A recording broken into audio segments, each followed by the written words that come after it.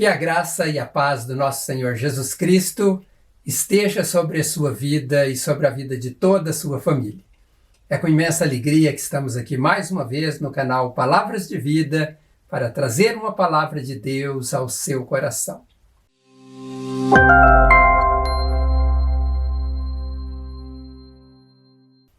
O tema da nossa reflexão de hoje é o resultado de se prostrar diante de Jesus. Talvez você tenha uma vida tão corrida e ao ouvir este tema possa pensar, isto não me interessa ou eu vejo isso depois. Mas se você pensou isso ou se está pensando assim, eu lhe convido a reconsiderar essa sua decisão, pois o motivo de vivermos está relacionado a este tema. E se esta palavra chegou até você, é porque Deus tem um propósito para a sua vida e eu lhe convido a continuar comigo até o final desta mensagem. Eu quero, antes de discorrer sobre este tema, passar os significados da palavra prostrar-se, que figuram no hebraico, lá no Antigo Testamento, e no Novo Testamento, no grego, que são as línguas originais das Sagradas Escrituras. No hebraico, temos duas palavras que têm significado de prostrar-se. A primeira delas é a palavra nafal, que tem os significados de cair prostrado, de ser lançado no chão e de ser inferior. Esta palavra aparece pela primeira vez na Bíblia, em Gênesis, no capítulo 17, verso 3, demonstrando uma atitude do patriarca Abrão, diante ali de Deus. O texto de Gênesis, capítulo 17, versos 1 até o verso 4, de acordo com a Nova Versão Internacional, diz que quando Abraão estava com 99 anos de idade, o Senhor lhe apareceu e disse: Eu sou Deus Todo-Poderoso, ande segundo a minha vontade e seja íntegro. Estabelecerei a minha aliança entre mim e você e multiplicarei muitíssima a sua descendência. Diante desta fala de Deus, Abraão prostrou-se com seu rosto em terra e Deus lhe disse: Da minha parte, esta é a minha aliança com você. Você será o pai de muitas nações. Quero lhe chamar a atenção para esta atitude de Abraão diante de Deus e como a palavra nafal do hebraico demonstra a atitude de Abraão perante o Senhor nosso Deus. Eu disse que o significado desta palavra hebraica nafal é ser lançado no chão, é cair prostrado. E foi isto exatamente que Abraão fez diante de Deus. Ele se lançou no chão, ele caiu prostrado em terra diante de Deus. Isto é diferente de alguém ser convidado a ajoelhar-se em uma oração, por exemplo. É diferente de alguém tomar uma decisão antecipada de ajoelhar-se calmamente diante de Deus.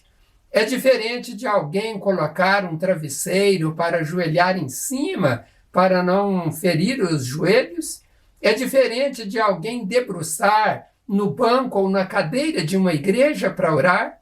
É diferente de alguém debruçar no sofá ou na cama para falar com Deus. Isto não é se prostrar, de acordo com o significado desta palavra nafal. Neste caso de Abraão, houve uma reação repentina diante do poder de Deus. Abraão se lança no chão, aqui ele cai prostrado diante de Deus, segundo o significado desta palavra. Eu estou lembrando do que aconteceu com Daniel, em uma das suas visões, que foi semelhante a esta atitude de Abraão, e aquele que foi o ato de Daniel de se prostrar também, está registrado no capítulo 10 de Daniel. O texto diz que Daniel havia passado 3 semanas chorando e fazendo aquele jejum parcial de 21 dias. É isso por conta de uma revelação que ele recebeu de Deus sobre uma grande guerra ou uma grande batalha. Diz a Bíblia, neste texto de Daniel, capítulo 10, a partir do verso 4, que no 24º dia do primeiro mês, Daniel estava de pé junto à margem do grande rio Tigre e, olhando para cima, em visão contemplou um homem diante dele vestido de linho com um cinto de ouro puríssimo na cintura. Este homem tinha seu corpo como o berilo, o seu rosto como relâmpago, os olhos como tochas acesas, os braços e pernas como reflexo do bronze polido, e a sua voz era como o som de uma multidão. Quando Daniel teve esta visão, ele ficou muito pálido e sem forças, chegando ao ponto de quase desfalecer. E diz a Bíblia que quando Daniel ouviu a voz do anjo, ele caiu prostrado com o seu rosto em terra. O texto no original diz que ele caiu, não foi um plano pensado antes, ele não pensou, eu vou ajoelhar, né, diante desta situação. Não foi isso que aconteceu, repentinamente ele caiu prostrado.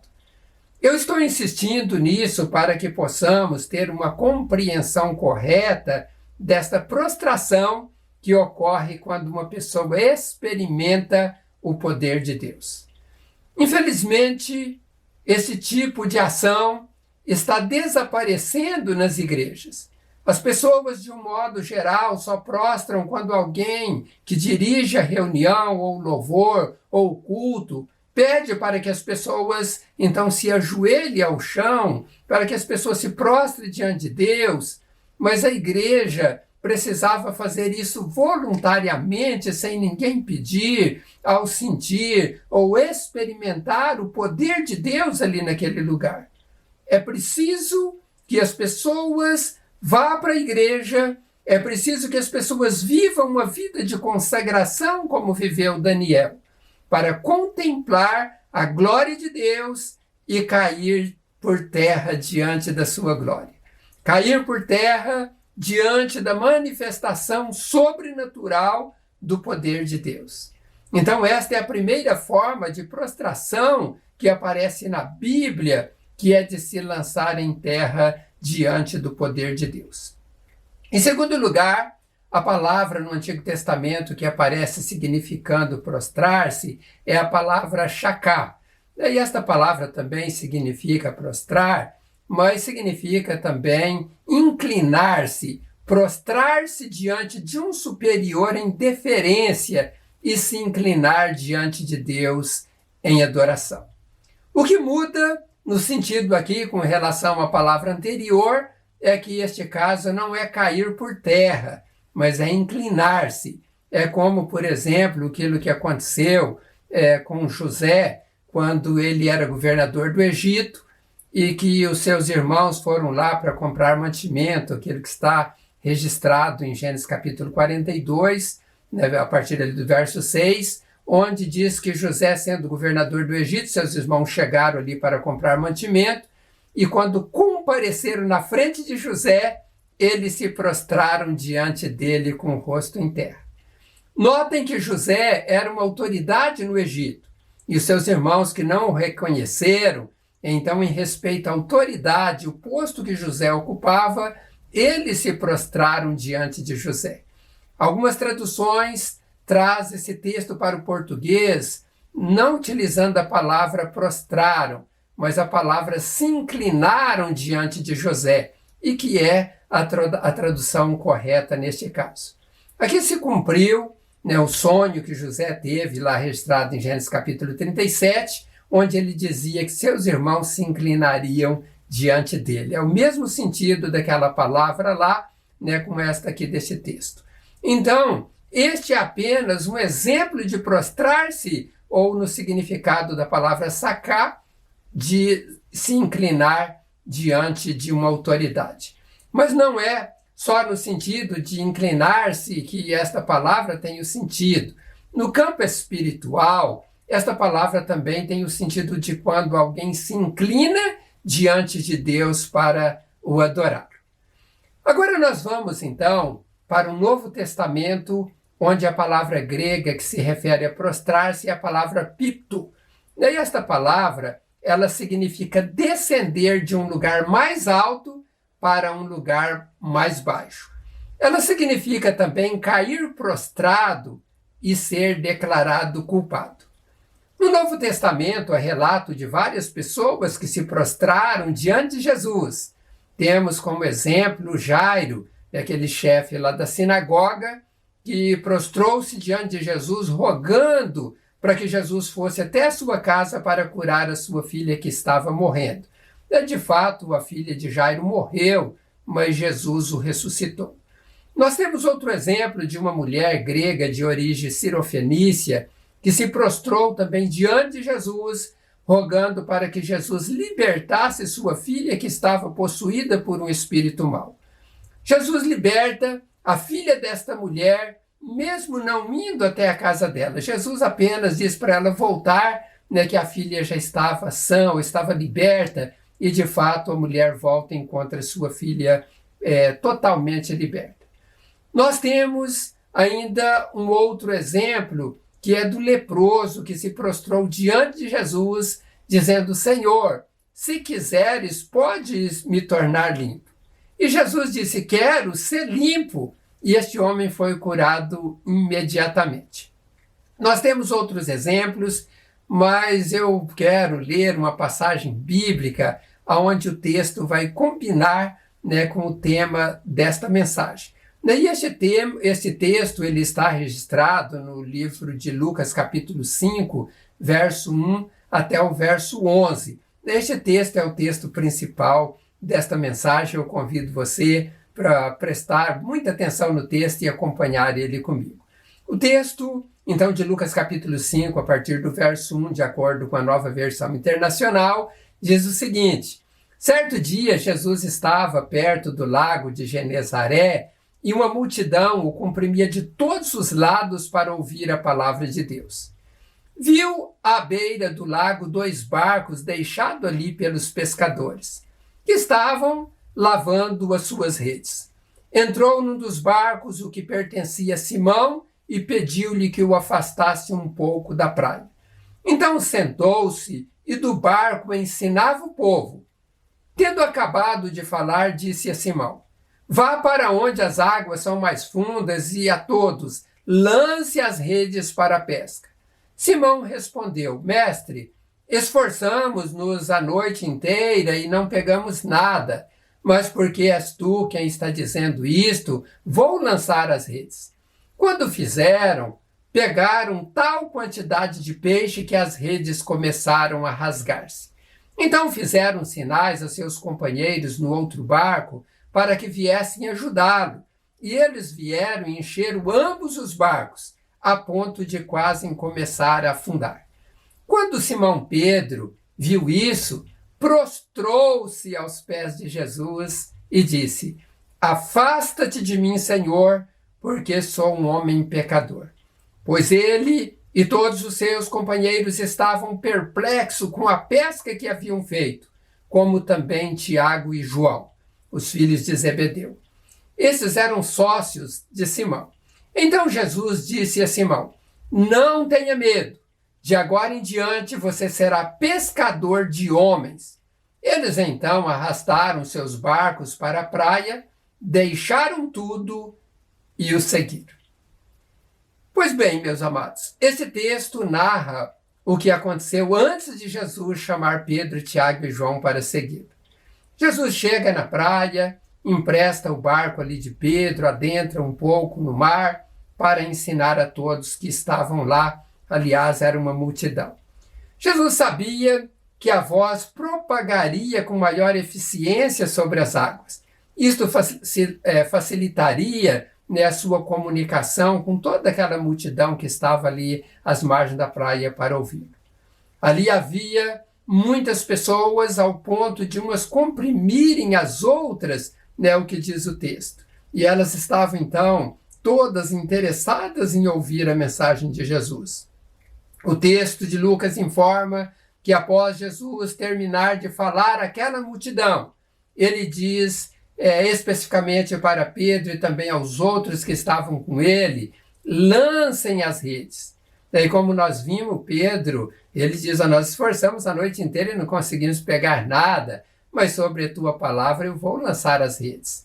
E o resultado, Já sabemos, aconteceu uma pesca milagrosa, onde as redes estavam tão cheias de peixes que começaram a romper-se. Diante de tantos peixes, eles fizeram então sinais aos seus companheiros que estavam ali próximos com outro barco, para que viessem ajudá-los. E diz a Bíblia que eles encheram os 2 barcos de peixes ao ponto de quase afundar. Contemplando este grande milagre, a Bíblia diz que Pedro caiu por terra. Ele se prostrou diante de Jesus. E ele disse: afasta-te de mim, Senhor, porque sou um homem pecador. Eu pergunto, será que os companheiros de Pedro também não eram pecadores? Será que a multidão era composta de pessoas que não tinham pecado? A resposta é que todas aquelas pessoas eram pecadoras, tanto os da multidão quanto Pedro, Tiago e João e seus companheiros. Todas aquelas pessoas viram o grande milagre, mas apenas Pedro prostrou-se diante de Jesus. Somente Pedro reconheceu as suas misérias, os seus pecados, somente ele reconheceu o senhorio de Jesus sobre a sua vida. Somente ele declarou ou disse: afasta-te de mim, Senhor, que sou pecador. Eu estava pensando aqui, será porque Pedro pede para Jesus afastar-se dele? Parece ser mais coerente pensar que Pedro deveria afastar-se de Jesus e não dizer para Jesus afastar-se dele. A questão é que Pedro não conseguiu ficar de pé diante de Jesus. Ele caiu por terra, ele não tinha condições de sair dali naquele momento. Eu creio que Pedro estava vivendo como aquele momento que Daniel viveu diante do anjo Gabriel, ali tremendo as suas pernas, tendo dificuldades de ficar de pé. Mas Jesus, olhando para Pedro e olhando para a sua atitude, Jesus dirige uma palavra especificamente para Pedro, dizendo: não tenha medo, de agora em diante você será pescador de homens. Em outras palavras, Jesus estava dizendo: Pedro, não vou me afastar de você. Eu quero você bem perto de mim. Eu quero te promover para uma obra melhor. Você não vai mais pescar peixes que serão consumidos como alimento e deixarão de existir. Você vai pescar vidas que vão permanecer para sempre. Você será um trabalhador na seara do meu Pai. Pedro entendeu esta mensagem, este convite de Jesus, e ele abandonou o barco, ele abandonou as redes, os peixes, e seguiu a Cristo naquele momento. Meus irmãos e minhas irmãs, muitas pessoas escutam a mensagem de Jesus, muitas pessoas veem os milagres de Jesus, mas poucas pessoas se prostram diante de Jesus como Pedro se prostrou. Nós vimos que o resultado da atitude de Pedro em se lançar em terra, de se prostrar diante de Jesus, o levou a ser escolhido para uma grande obra que Jesus iria lhe designar a fazer após Jesus ressuscitar.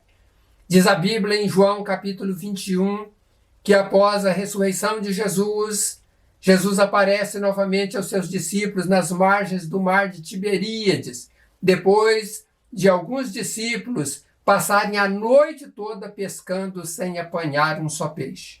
Jesus chega ali àquele lugar e ele diz: filhos, vocês têm algo para comer? Eles responderam: não, Senhor. Então Jesus diz para eles lançarem a rede do lado direito do barco que eles iriam então apanhar peixes.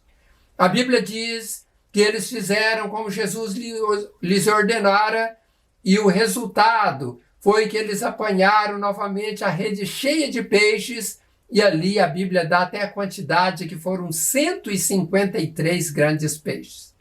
Quando viram o milagre, o discípulo a quem Jesus amava, que dizem ser o apóstolo João, disse: é o Senhor. Quando Pedro ouviu que era o Senhor, ele não se lançou mais em terra, se prostrando diante de Jesus. a Bíblia diz que ele então se lançou ao mar. Pedro estava ali agora envergonhado de ter negado Jesus.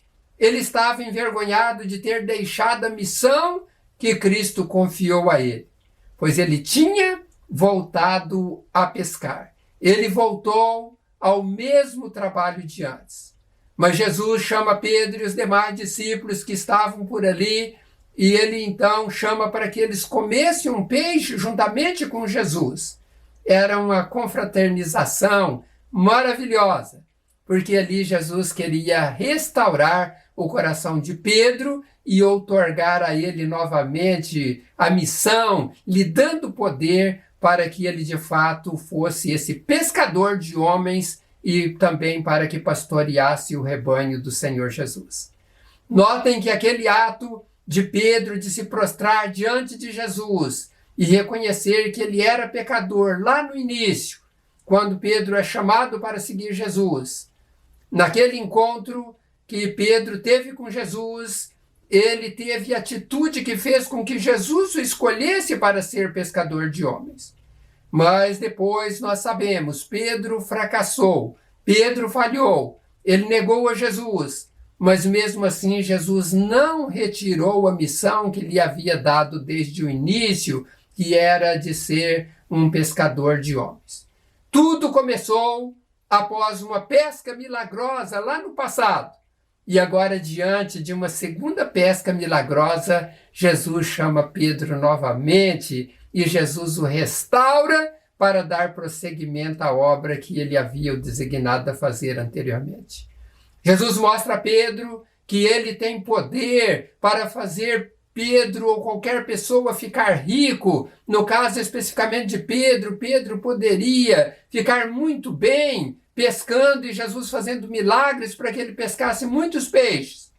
Mas Jesus mostra a Pedro que a maior riqueza que Jesus teria para ele não era ser pescador de peixes. A maior riqueza era Pedro abandonar tudo aquilo, abandonar barco, redes, peixes, para que ele se tornasse então um pescador de homens. Eu lhe pergunto, o que Jesus te chamou a fazer? Você já iniciou, o seu trabalho para Jesus naquilo que ele lhe chamou a fazer? Talvez você esteja como Pedro, que fracassou, Pedro negou a Jesus, talvez você fracassou por alguma outra situação e você tem pensado ou pensou em largar tudo. Jesus quer restaurar o seu coração, ele quer colocar você novamente na linha de frente. Meu irmão e minha irmã, ouça a voz de Jesus lhe chamando para a obra. Ouça Jesus e siga em frente. Siga em frente, não deixe de fazer aquilo que Jesus lhe chamou a fazer.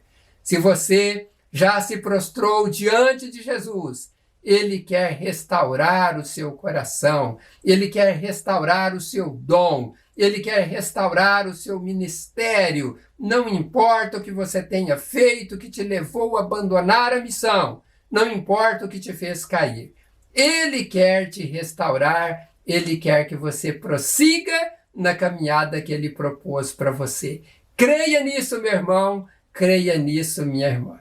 Mas se você, por outro lado, ainda não se prostrou diante de Jesus, e não recebeu nenhuma missão neste mundo, eu peço para que você se prostre então diante de Jesus. Faça isso agora mesmo, e o resultado de se prostrar diante dele é que ele te dará obras grandiosas para você fazer, e estas obras vão permanecer, e ele nunca vai tirar esta missão das suas mãos se você continuar ouvindo a voz de Jesus e seguindo ele todos os dias da sua vida. Eu quero terminar citando o que está em Apocalipse capítulo 19, verso 1 e 5, porque esse texto mostra então a igreja do Senhor Jesus salva já lá no céu. E João contempla isto, quando ele foi arrebatado aos céus. E diz o texto de Apocalipse capítulo 19, verso 1 ao 5, de acordo com a Nova Versão Internacional, palavras escritas pelo apóstolo João. Depois disto, ouvi no céu algo semelhante à voz de uma grande multidão que exclamava: Aleluia! A salvação, a glória e o poder pertencem ao nosso Deus. Pois verdadeiros e justos são os seus juízos. Ele condenou a grande prostituta que corrompia a terra com a sua prostituição. Ele cobrou dela o sangue dos seus servos. E mais uma vez a multidão exclamou: Aleluia! A fumaça que dela vem sobe para todo sempre. Os 24 anciãos e os 4 seres viventes prostraram-se e adoraram a Deus que estava sentado no trono e exclamaram: Aleluia! Amém! Aleluia! Então veio do trono uma voz conclamando: Louvem o nosso Deus! Todos vocês, seus servos, vocês que o temem, tanto pequenos como grandes. Meus amados, isto que João viu é o que acontecerá nos céus. Esta multidão contemplada por ele são salvos. Como os anciãos se prostraram diante de Deus, todos os salvos se prostrarão glorificando a ele nos céus. Mas se queremos estar nos céus glorificando a Deus e se prostrando diante dele, nós devemos começar a prostrar-nos diante dele aqui. Devemos começar a ter esta atitude aqui na terra e não fazer também por ordem de alguém, para cumprir um ritual, onde alguém diz: vamos todos ajoelhar, vamos todos fazer isso e aquilo. Eu não estou dizendo que as pessoas devam desobedecer ou não seguir estas orientações. Mas o que eu quero dizer é que nós precisamos fazer isto diante da manifestação do poder de Deus, sendo tocados pelo Espírito Santo de Deus. E aí, então, com esta presença de Deus em nossa vida, uma presença de Deus no meio do povo de Deus, então isso deve ser uma coisa normal, voluntária, onde as pessoas vão se prostrando um após o outro diante desse Deus soberano, e deixando que Deus manifeste o seu poder ali na vida de todos aqueles que estão presentes. Deus quer restaurar esta obra nas igrejas. Deus quer restaurar esta obra nos corações dos seus filhos. Nós precisamos buscar isso do nosso Deus e Ele assim vai fazer para a glória dEle e também para a edificação do corpo de Cristo que somos nós. Eu quero orar para que esta palavra seja uma realidade na sua vida, na minha vida e na igreja do Senhor Jesus espalhada por toda a face da terra. Oremos ao nosso Deus. Senhor, eu te agradeço pela tua palavra, ó Deus, uma palavra poderosa que mostra o que acontece quando nós nos prostramos diante do Senhor. Ó Deus, quando nos prostramos diante do Teu Filho Jesus Cristo, ó Deus, que nós possamos pensar naquilo que o Senhor fez para aquelas pessoas que se prostraram diante do Senhor, daquelas pessoas que se prostraram diante do Teu Filho, e que venhamos, ó Deus, então, a valorizar aquilo que o Senhor tem colocado para fazermos neste mundo, ó Deus, como missão, ó Deus, como uma obra que vai permanecer para sempre, mas que tudo isso comece diante de um coração rendido na Tua presença, onde nós possamos considerar-nos como os pecadores que dependemos da Tua graça, da Tua misericórdia e do sacrifício de Jesus Cristo para perdoar os nossos pecados